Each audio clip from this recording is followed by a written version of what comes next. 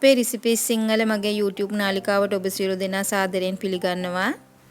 අද මම හදන්න යන රිසිපි එක රසවත් කොහිල තෙම්පරාදුවා.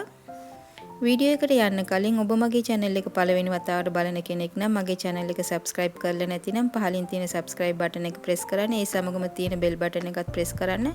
එතකොට මම වීඩියෝ upload කළ සැනින් මගේ වීඩියෝ miss කරන්නේ නැතුව ඔයාලට බලන්න පුළුවන්. දැන් මම මේ වගේ කොහිල එක පොඩියට කපලා අරන් තියෙනවා.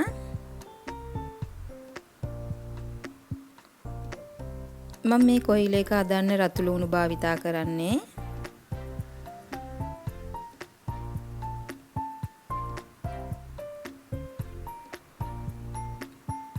රතු ලුණු ටික එකතු කරගන්නවා.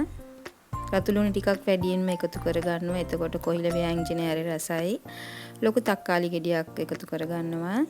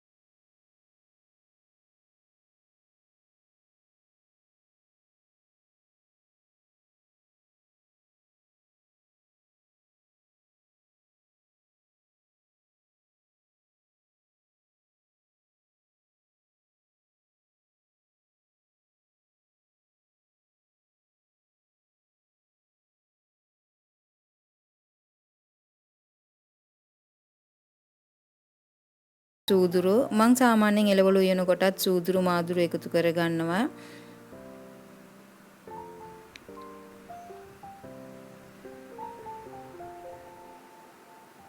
කරපෙන්චා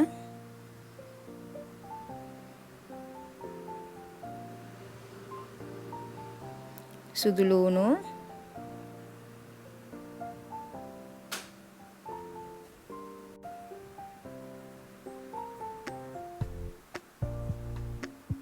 මම තෙම්පරාදුවට ලුණු එකතු කරගන්නේ මම ලුණු ටික කොහිලයකට එකතු කරලා තියෙන නිසා.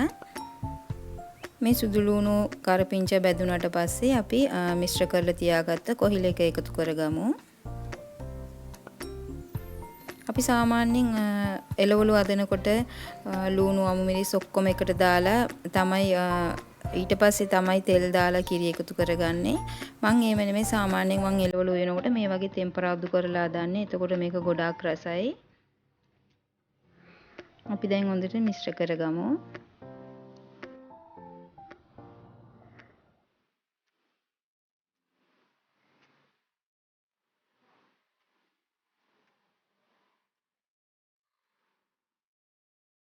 මම වතුර ටිකක් එකතු කරගන්නවා කොයිල ටිකක් තැම්බෙන්න වෙලා යන නිසා.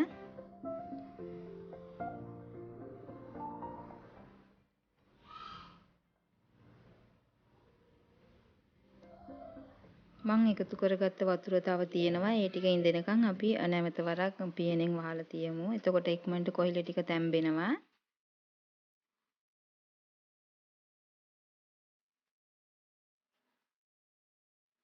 දැන් බලන්න වතුර ටික හොඳට ඉඳලා තියෙන්නේ. දැන් අපි තෙම්පරාදු කරපු නිසා ඒ තෙල් වලින් දැන් මේක චුට්ටක් තැම්බෙන්න තියන්න ඕනේ.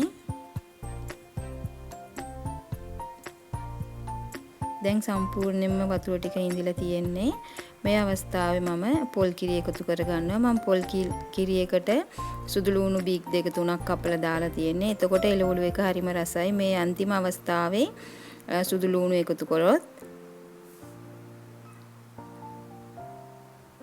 අපි පොල් කිරි එකතු කරාට පස්සේ ටිකක් රත් වුණාට පස්සේ අපි ලිප ඕෆ් කරගමු. අපේ රසවත් කොහිල ව්‍යංජනය ලෑස්ති. ඔබත් මේ වගේ ගෙදර හදලා බලන්න. ඔබ මගේ මේ රෙසිපි එකට කැමති නම් වීඩියෝ එකට ලයික් එකක් දීලා යාළුවොත් එක්ක ෂෙයා කරලා ඔබේ වටිනා අදහස් පාල කමෙන්ට්ස් බොක්ස් එකේ සඳහන් කරන්න. නැවත මෙවන් රෙසිපි එකේ නමු වෙනතුරු ඔබ සියලු දෙනාට සුබ දවසක්.